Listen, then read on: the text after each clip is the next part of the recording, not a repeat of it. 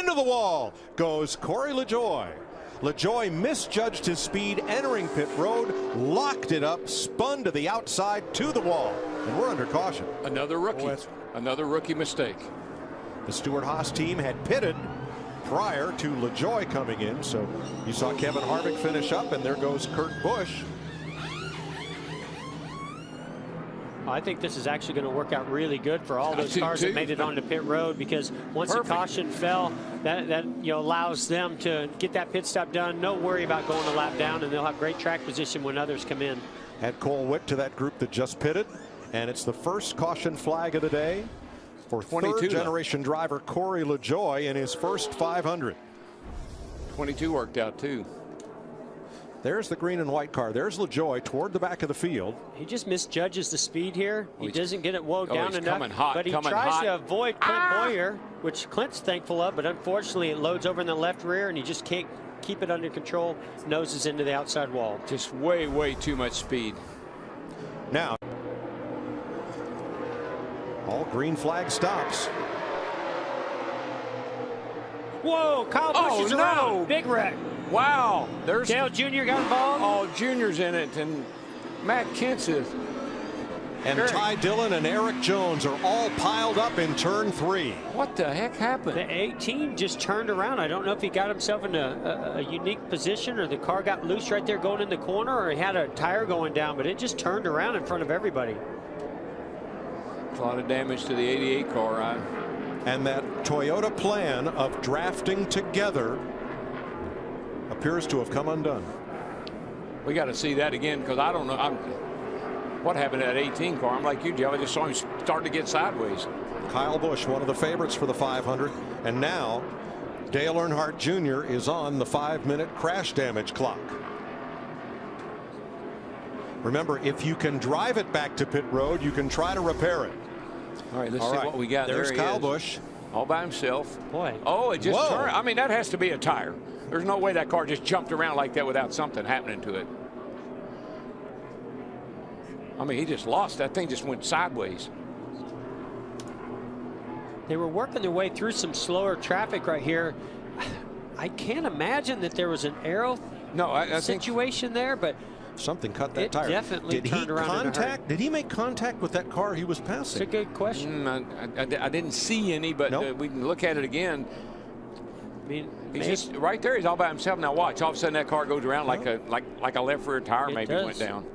Before that, he and Michael McDowell were pretty close together on the racetrack. Junior almost go up on 2 wheels. Jimmy Johnson on the inside. Scoots through.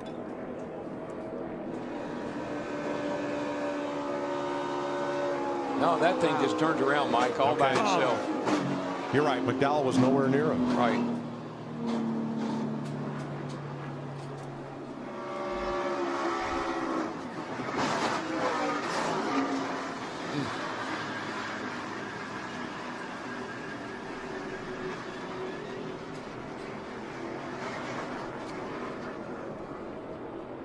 Kyle Busch has gone to the garage. He is out of the Daytona 500 per the new crash damage policy rules. Here's what Kyle had to say. Fantastic. For that left rear. I think it was the right rear. Right rear went down. Just entering turn 3. Wow. Nice miss by Elliott Sadler in the 7. A wild ride for Dale Earnhardt Jr. in the 88. Right here, right up and over the nose of Kyle Busch's car. Wow. Boy, I tell you, that was lucky. Now, under the crash damage policy, they can make repairs to Junior Johnson. Clint Boyer is in it. There's Jimmy's Chevrolet all torn up, and he's climbing out.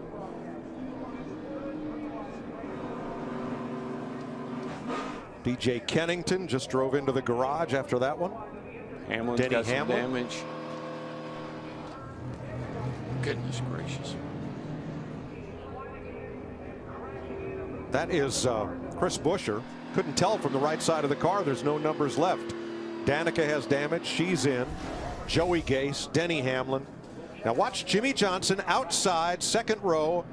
Oh, they got four wide. What happened was the one car, he snuck to the outside of the 48 getting into turn 3, and the 6 tried to go to the inside.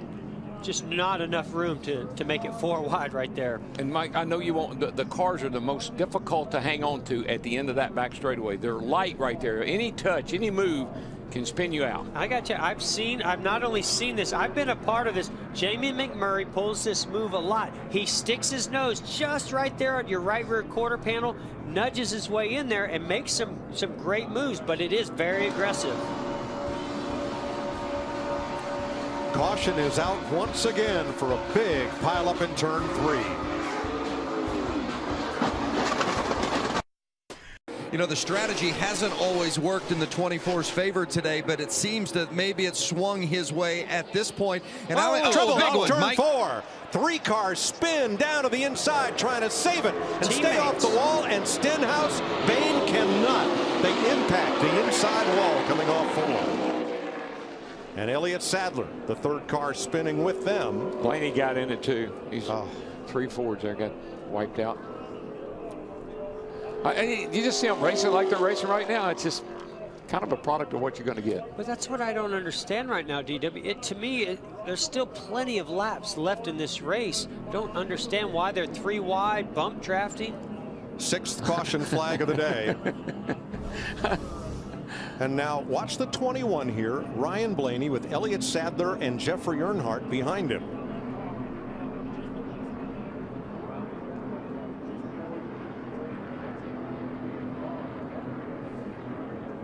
Was Blaney coming to pit road there? It almost looked like it because he looked like he was trying to drop Sadler down. Maybe had to avoid him. It looked like the 21 was definitely dropping down. He was slowing. Yeah. Yeah, look at him. It's either he's out of control. He either got loose coming off of turn 4, or he was headed to pit road. Either way, they had to. The 7 of Elliott Sadler had to avoid him. That made contact with the 17, the 6. Let's watch in the back straightaway and see if Ryan Blaney has his hand out to indicate that he's pitting. He does. Now that's a signal. That's signaling to the cars behind. Look, it's going back, car back behind to the field. him. I think it's Elliott Sadler. He's saying, "Hey, we've got somebody pitting." Unfortunately, and then we had contact as we went into turn 3. The message didn't get far enough back. No, it just wasn't being relayed. 3rd car back is Jeffrey Earnhardt, the 33. So what you're doing in this situation, if you're the 7 of Elliott Sadler, you know you've got to get wide to go around that 21 car, but you don't know what's going to happen from behind, and that's exactly what happened. He got contact from behind. That turned him into the 6, and then, unfortunately, that made contact to the 17. Yep.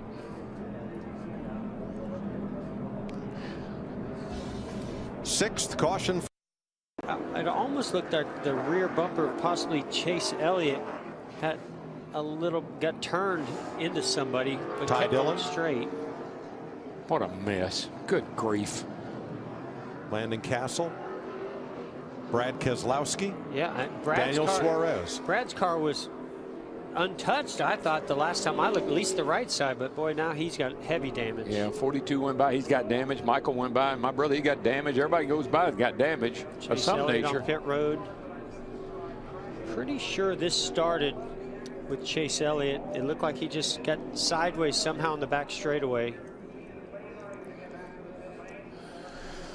Here's Ryan Newman coming to pit road. All right, let's now, see what one of the cars we'll keep an eye on. That's the one right there. Jamie McMurray. And the 24 in front of him. Oh, he tries to go to the inside, make it 3 wide. Yeah. Gets to the left rear bumper of the 24 of Chase Elliott, turns him down into, I think that's Michael McDowell, and that just starts a chain reaction. Boy, McMurray's just super aggressive. I don't think those Hendrick teammates are going to be real happy with him. Oh, goodness.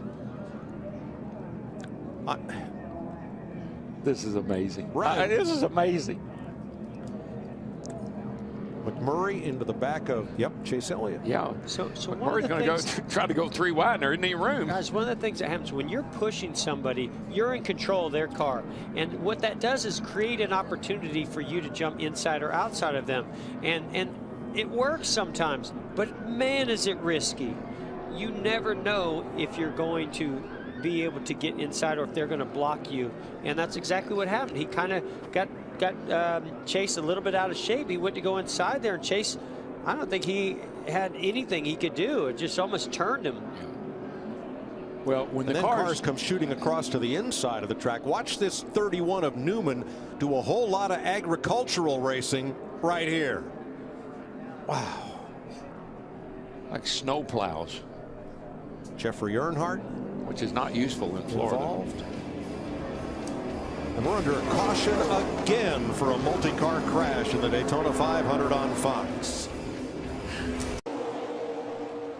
Oh, trouble again. Trouble again. Here we go. And across comes the 23, Joey Gase. Big slide. And that splitter digs in when it gets to the grass. Brendan Gaughan is involved.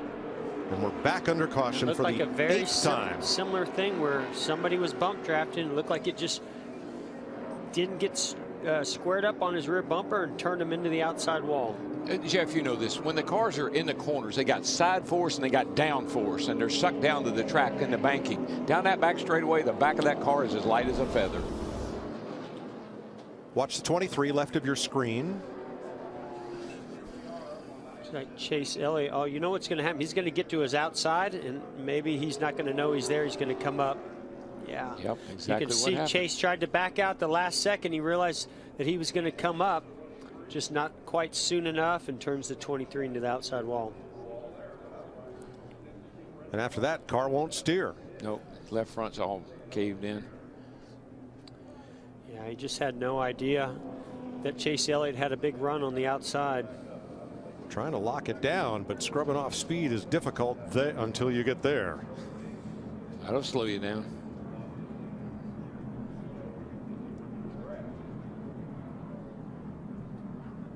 Just a bam. Pancakes the outside wall. Brendan Gaughan actually missed him, but then spun trying to regain control.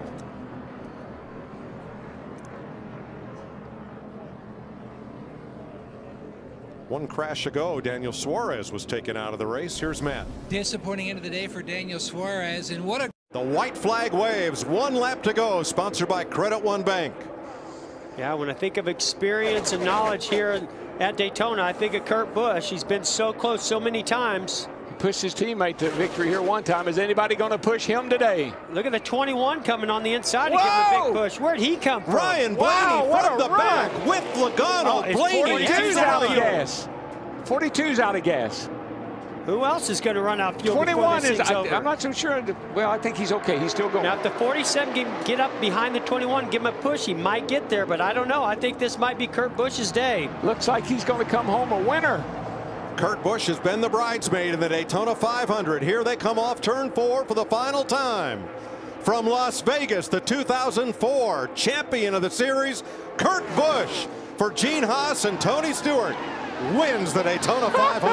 Wow. Wow. First time he's won the 500. What about that? And Vince Welch, he's down a victory lane for the celebration.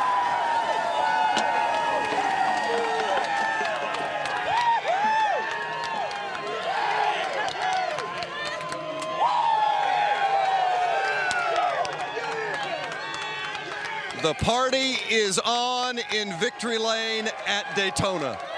The more that becomes unpredictable about Daytona, the more it becomes predictable to predict unpredictability. I mean, this car is completely thrashed. There's not a straight panel on it.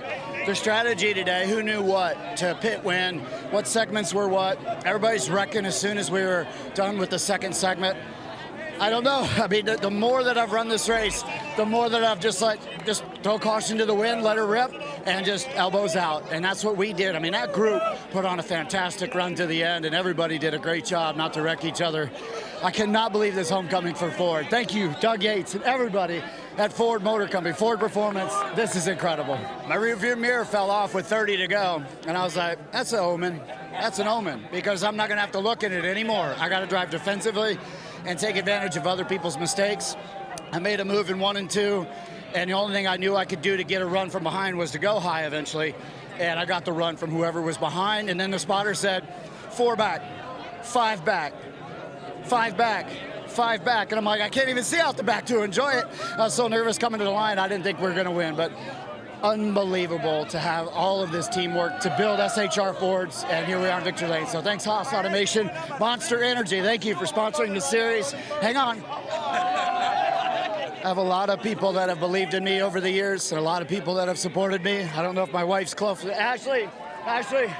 But I met this young woman, and she's made more of a man out of me than all of my crew and my sponsors and my team. And I just want to say thank you, baby. Oh, of course. Congratulations. I love you. I love you. This is what it's all about.